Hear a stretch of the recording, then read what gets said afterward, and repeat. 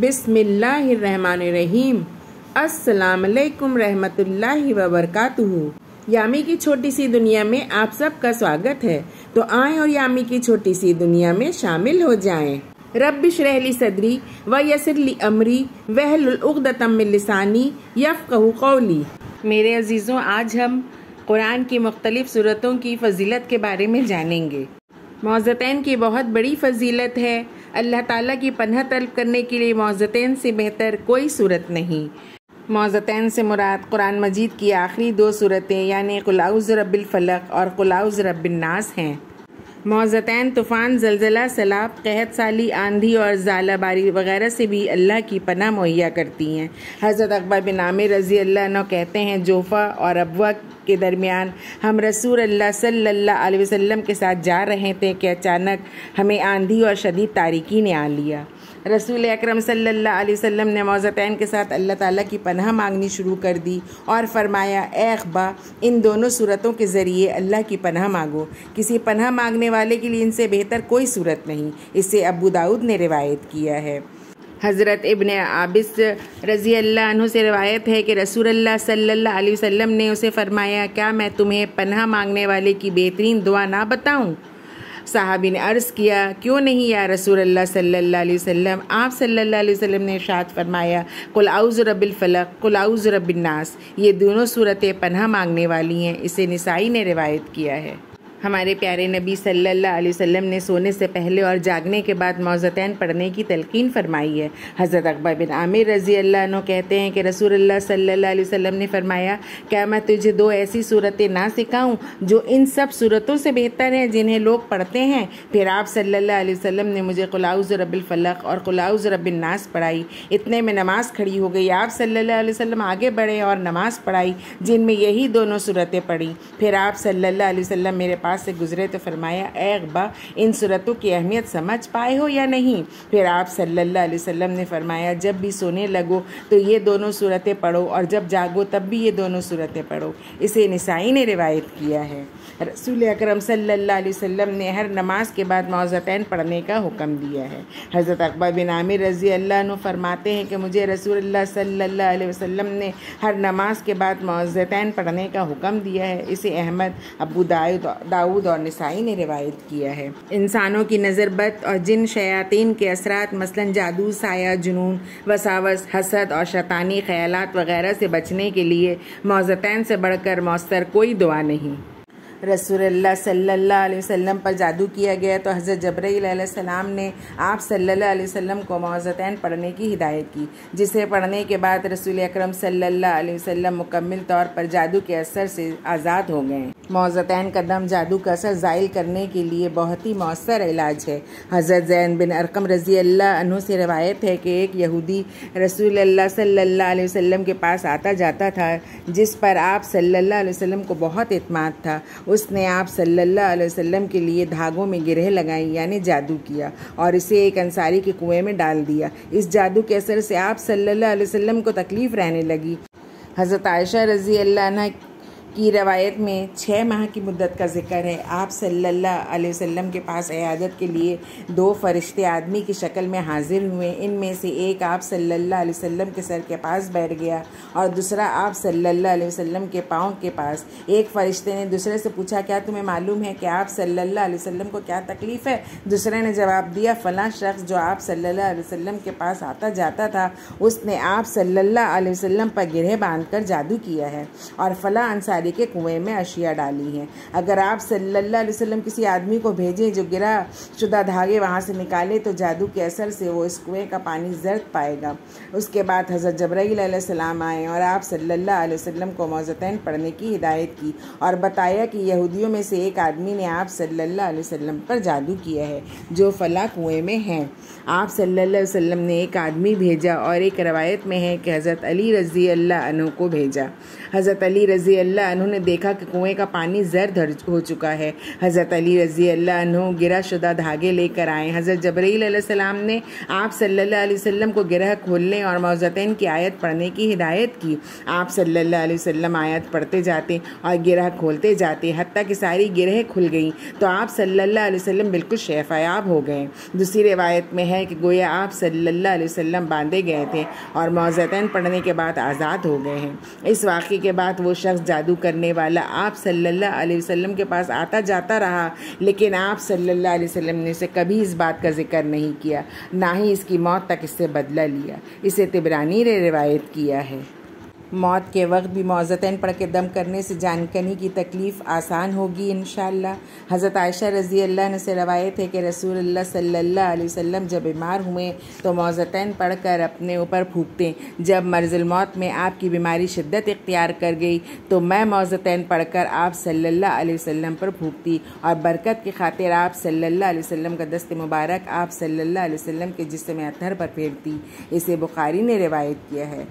معوذتین فضیلت اور اجر و ثواب کے اعتبار سے اپنی مثال آپ ہیں۔ حضرت عقبہ بن عامر رضی اللہ عنہ کہتے ہیں کہ رسول اللہ صلی اللہ علیہ وسلم نے فرمایا، تم نے غور کیا آج کی رات مجھ پر ایسی آیات نازل ہوئی ہیں، اس سے پہلے کبھی ایسی آیات نہیں دیکھی گئی، اور وہ ہیں قل اعوذ برب الفلق اور قل اعوذ برب الناس۔ اسے مسلم نے روایت کیا ہے۔ سورہ اخلاص، سورہ فلق اور سورہ ناس کی بھی بہت بڑی فضیلت ہیں۔ تورات، زبور، انجیل، حتیٰ کہ قرآن مجید میں بھی سورہ اخلاص، سورہ فلق اور سورہ ناس جیسے فضائل کی کوئی دوسری صورت نہیں۔ رسول اللہ صلی اللہ علیہ وسلم نے صحابہ کو روزانہ رات سوتے وقت سورہ اخلاص، سورہ فلق اور سورہ ناس پڑھنے کی تاکید فرمائی ہے۔ حضرت عقبہ بن عامر رضی اللہ عنہ کہتے ہیں کہ میں رسول اللہ صلی اللہ علیہ وسلم سے ملا تو آپ صلی اللہ علیہ وسلم نے فرمایا، اے عقبہ، جو قطع رحمی کرے اس سے تو صلہ رحمی کر، جو تجھے محروم رکھے تو اسے عطا کر، اور جو تجھ پر ظلم کرے تو اسے معاف کر۔ عقبہ بن عامر رضی اللہ عنہ کہتے ہیں کہ میں دوبارہ آپ صلی اللہ علیہ وسلم کی خدمت میں حاضر ہوا تو آپ صلی اللہ علیہ وسلم نے فرمایا، عقبہ اپنی زبان کو روک، اپنے گناہوں پر آنسو بہا اور اپنے گھر میں بیٹھا رہے۔ عقبہ بن عامر رضی اللہ عنہ کہتے ہیں کہ میں پھر آپ صلی اللہ علیہ وسلم کی خدمت میں حاضر ہوا تو آپ صلی اللہ علیہ وسلم نے فرمایا، اے عقبہ، کیا میں تجھے ایسی سورہ نہ سکھاؤں کہ اس جیسی سورہ نہ تو تورات میں نازل ہوئی ہے، نہ زبور میں، نہ انجیل میں اور نہ قرآن میں۔ سن، تجھ پر کوئی ایسی رات نہ گزرنے پائے جس میں تو یہ صورتیں نہ پڑھے، قل هو اللہ احد، قل اعوذ برب الفلق اور قل اعوذ برب الناس۔ اسے احمد نے روایت کیا ہے۔ صبح و شام 3 مرتبہ سورہ اخلاص، 3 مرتبہ سورہ فلق اور 3 مرتبہ سورہ ناس پڑھنا تمام بیماریوں، پریشانیوں، تکلیفوں سے نجات حاصل کرنے کے لیے کافی ہے۔ حضرت خبیب رضی اللہ عنہ کہتے ہیں کہ شدید بارش اور تاریکی کی رات میں ہم رسول اللہ صلی اللہ علیہ وسلم کو تلاش کرنے نکلیں تاکہ وہ ہمیں نماز پڑھائیں۔ ہم نے آپ صلی اللہ علیہ وسلم کو تلاش کر لیا۔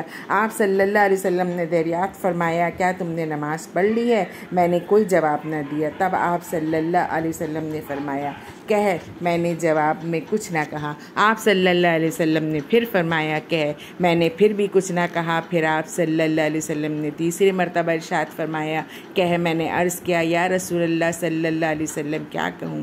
آپ صلی اللہ علیہ وسلم نے ارشاد فرمایا، شام اور صبح کے وقت 3 مرتبہ سورہ اخلاص اور 3 مرتبہ معوذتین پڑھو، یہ ہر مصیبت اور تکلیف سے بچنے کے لیے کافی ہوں گی۔ اسے ابو داؤد نے روایت کیا ہے۔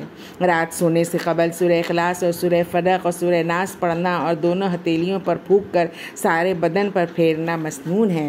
حضرت عائشہ رضی اللہ عنہ سے روایت ہے کہ نبی اکرم صلی اللہ علیہ وسلم رات کے وقت جب سونے کے لیے بستر پر تشریف لاتے تو اپنی دونوں ہتھیلیوں کو اکٹھا کرتے، ان پر پھونک مارتے اور قل واللہ احد، قل اعوذ برب الفلق اور قل اعوذ برب الناس پڑھتے، پھر اپنے جسم مبارک پر جہاں تک ہو سکتا دونوں ہتھیلیاں پھیرتے، پہلے سر مبارک پر ہاتھ پھیرتے، پھر چہرہ مبارک اور سامنے کے بدن پر پھیرتے۔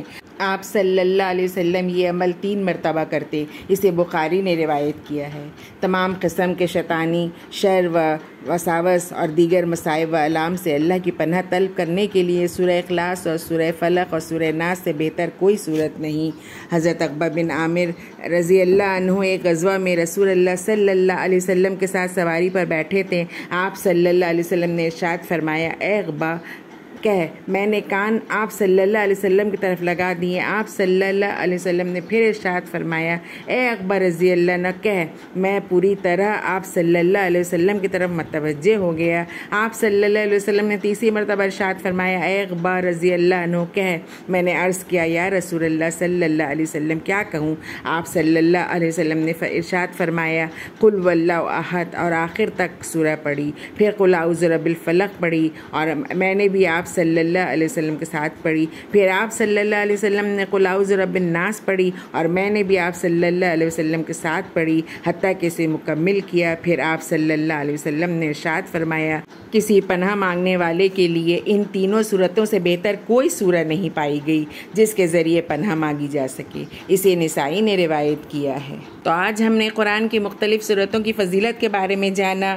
میرے عزیزوں، قرآن پورا کا پورا رحمت اور شفا ہے۔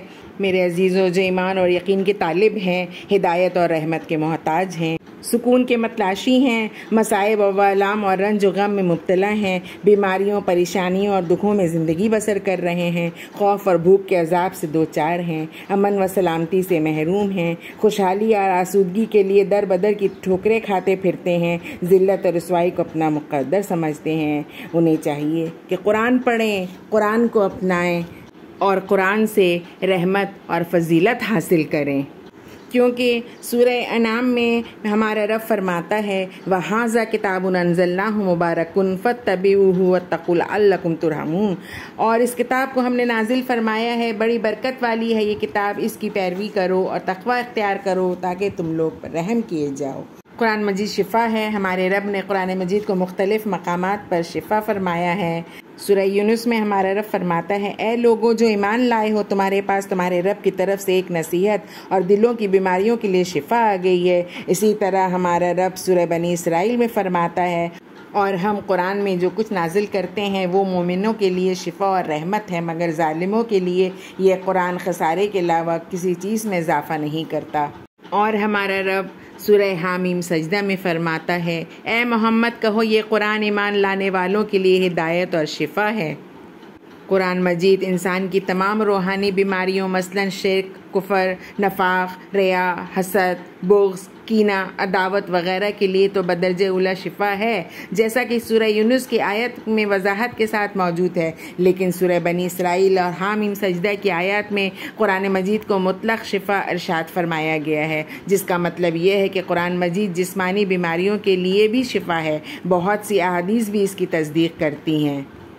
تو میرے عزیزوں، ہمارا ایمان ہے کہ رسول اللہ صلی اللہ علیہ وسلم نے روحانی اور جسمانی بیماریوں کے لیے مذکورہ صورتوں اور آیتوں کے جو فضائل اور فوائد بتائے ہیں وہ اتنے ہی یقینی ہیں جتنی کہ ہماری موت یقینی ہے۔ دوائیوں سے بیماریوں کا علاج تو محض ایک جائز وسیلہ ہے، اصل بات تو اللہ تعالیٰ کی رضا ہے۔ اس بات کا مشاہدہ ہر آدمی کرتا ہے کہ ایک دوا سے مریض کو صحت حاصل ہوتی ہے، لیکن دوسری بار وہی دوا اسی مرض اور اسی مریض کے لیے بے اثر ہو جاتی ہے، جس کا مطلب یہ ہے کہ جب اللہ تعالیٰ کی مرضی ہوتی ہے وہ دوا شفا دیتی ہے، جب اللہ تعالیٰ کی مرضی نہیں ہوتی تو شفا حاصل نہیں ہوتی۔ لہٰذا بنیادی بات تو یہ ایمان ہے کہ جب میں بیمار ہوتا ہوں تو وہی مجھے شفا دیتا ہے۔ آج ہر گھر کے ہر فرد کی سب سے بڑی بیماری ذہنی پریشانی، بے قراری، اضطراب اور ڈپریشن ہے۔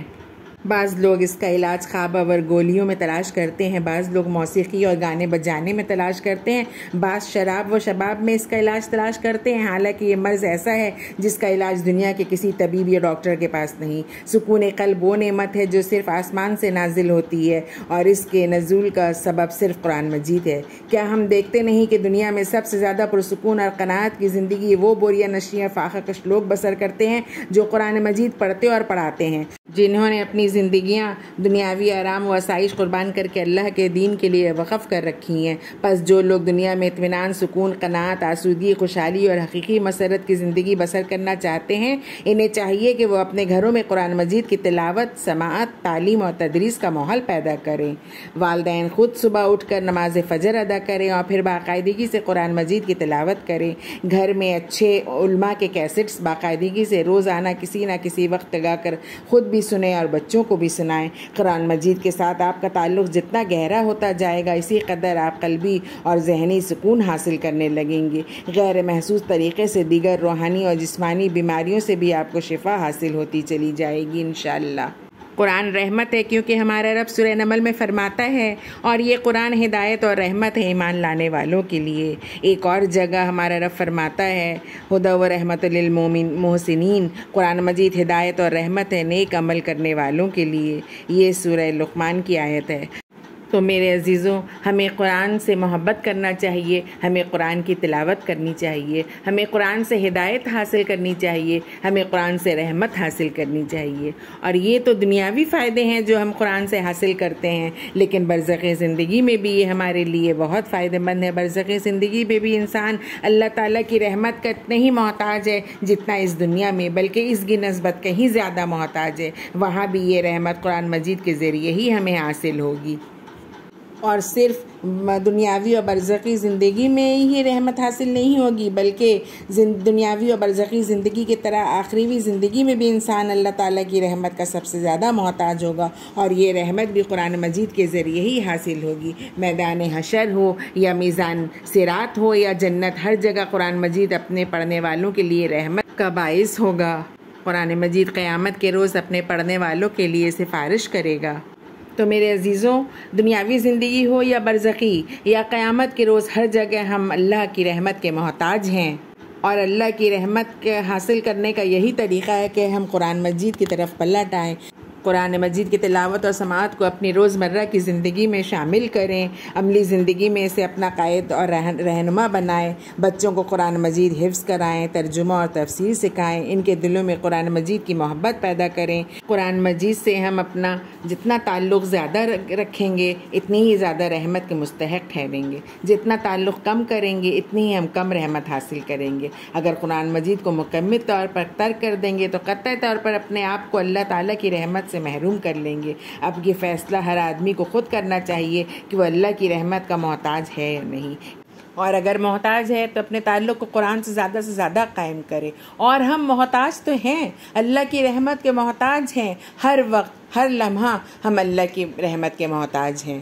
آخر میں میرے رب سے میری یہی دعا ہے کہ یا اللہ سبحانہ و تعالیٰ ہمارے دلوں میں قرآن کی محبت عطا کر۔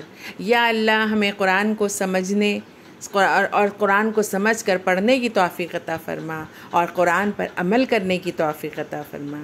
یا اللہ ہم ہر وہ عمل کریں جس سے تو راضی ہو، اور ہمیں ہر اس عمل سے بچا جو تیری ناراضگی کا سبب بنے۔ یا اللہ ہمیں صحیح کہنے، صحیح سننے اور صحیح سمجھنے کی توفیق عطا فرما، اور اس پر عمل کرنے کی۔ آمین یا رب العالمین۔ اگر آپ سب کو میرا یہ ویڈیو پسند آیا ہو تو لائک کریں، شیئر کریں، سبسکرائب کریں، اور ہاں بیل آئیکن میں کلک کرنا نہ بھولیں، اور کمنٹ کے ذریعے مجھے اپنے قیمتی مشوروں سے نوازیں۔ خوش رہیں، اپنا خیال رکھیں۔ اگلے ویڈیو میں پھر بہت جلد ملاقات ہوگی، تب تک کے لیے اللہ حافظ۔